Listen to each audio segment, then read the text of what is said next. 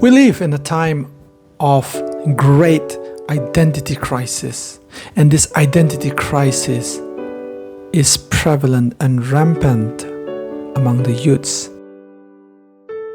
For this generation and for our culture that we are living in, the story of David versus Goliath, the fight, gives us enormous encouragement and a very different way of understanding about ourselves and about who we are. So if you look in the book of Samuel, in 1 Samuel chapter 17 verse 20, it says, David drew close to the battle line by mere circumstances. Nobody would have imagined David to be a warrior. He was just a little boy. Who would have thought that he would be a warrior? Nobody allowed him to be in the battlefield. He came bringing providence to his warrior brothers. But what he came and witnessed changed him. David wasn't just a mere spectator. He was deeply moved by the scene in which the enemy mocked the great God of Israel, and their insult against his very own convictions was never to be taken for granted.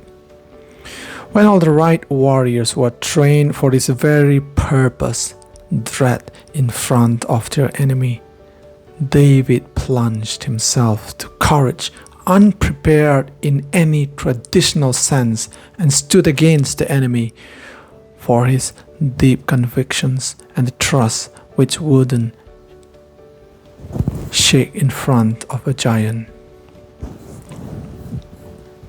So what we learn from this is that many times the people who are appointed for the job and responsibility forgets and grow weary and afraid. The elders or leaders you look up to might have given in to the darts of the enemy.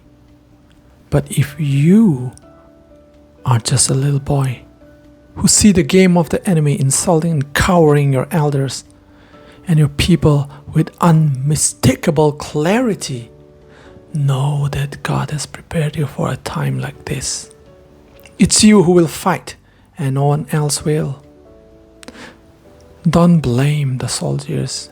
Do not expect your elders to take up the battle.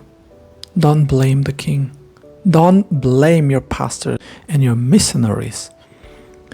God has prepared you differently in a way that He will glorify His name through you. Don't ever complain from now on. The battle is yours to take.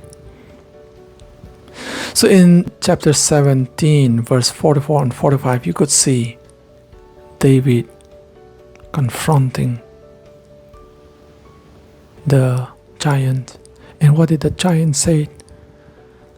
Goliath shouted at David with the rhetoric of insult and fear. Isn't that what we hear every day? In our voices, in our minds, put on by our culture, by our enemies, by our own thoughts. And that is our battle. And it said, I will feed you to the birds of the air. But David was armed with an alternative imagination. In the face of such evil, he was very untraditional in battle, that Goliath wouldn't decipher him. He wasn't intimidated by those fierce, slinging remarks and shouts. David was armed with an unseen power. He said, I came in the name of the Lord, and David found victory. The boy who was shot by his brothers fought in his own style, the tool that God has already been using him, and won the battle for the glory of God and His people. So, here's my message. If you don't come from the tradition of a warrior, if your own brothers don't consider you fit into the traditional notions of a warrior, Don't be discouraged. God has given you the battle into your hands because the God you serve is a great and creative and powerful. He does great things for His glory. Don't seek to be armed like the armies of Israel. God will be your armor, and He will turn your sling to be mightier than the spear.